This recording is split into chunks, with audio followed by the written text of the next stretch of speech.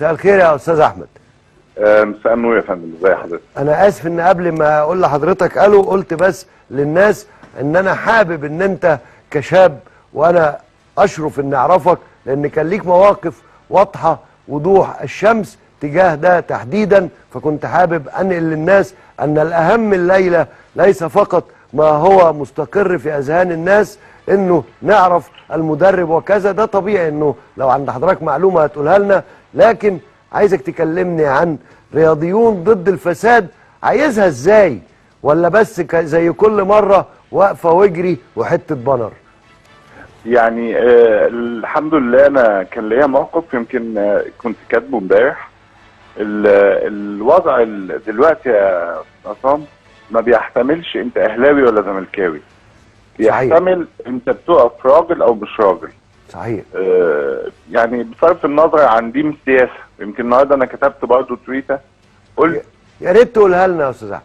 يعني انا طبعا مش هقراها، انا هقول لحضرتك المجمل بتاعها. قلت انا مع رجال القوات المسلحه ومع الشرطه المصريه، ودي مش سياسه.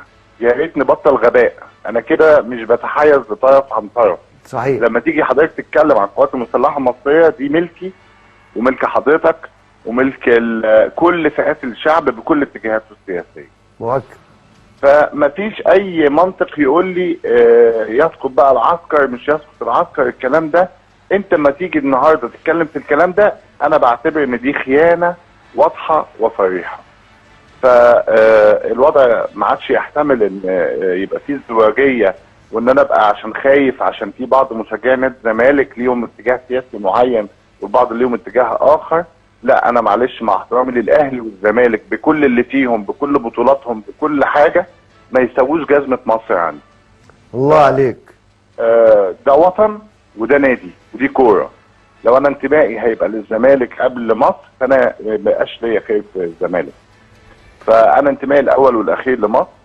انا اللي عارفه واتعلمته من وانا صغير، ما فيهاش نفاق ولا رياء. يمشي جه حسني مبارك ومشي، يجي السيد الرئيس السيسي ويمشي، مش قصتي، وهيجي بعده وهيجي قبله، لكن في وطن هو اغلى مني ومن اي حد في الدوله. فاعتقد ان احنا لازم نقف، واذا كنا دي وقفتنا انا شايف ان هي مش كفيله. ان يعني احنا بكره كنادي الزمالك عاملين وقفه بكره بالرياضيين كلهم ان شاء الله، لكن ما اعتقدش ان دي حتى دي هتبقى مشاركه معنويه فقط. لكن اعتقد ان احنا محتاجين اكتر من المشاركات المعنويه دلوقتي. محتاجين كل واحد يحدد هو في انهي مكان. لما اجي اتكلم عن القوات المسلحه المصريه، فانا مش بتكلم ان انا ضد ثوره ولا ضد 25 يناير ولا مع 30/6. انا مسمي مع القوات المسلحه المصريه.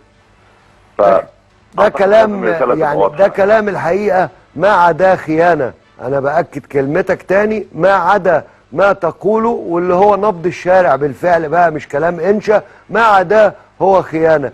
انتوا بكره ان شاء الله عاملين وقفه بخلاف الوقفه اللي هتبقى عند اتحاد الكوره يا استاذ احمد؟ يعني هي غالبا هتبقى عند اتحاد الكوره ان شاء الله.